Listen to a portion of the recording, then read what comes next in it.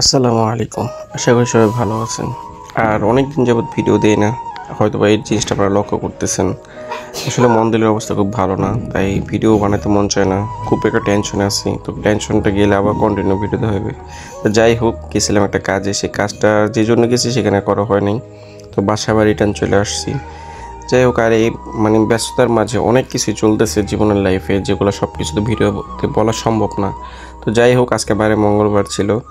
তো আপনাদের বলছিলাম যে গোয়ালিমান্ডি আবার যেতে হবে, কারণ আমার বাবা হাঁস মুরগি অনেক পছন্দ করে। তো তার জন্য গেছিলাম হাঁস মুরগি কিনতে। তো আলহামদুলিল্লাহ দেখাশোনা করে ৩-৪টা হাঁস মুরগি কিনে লয়ে এসেছি।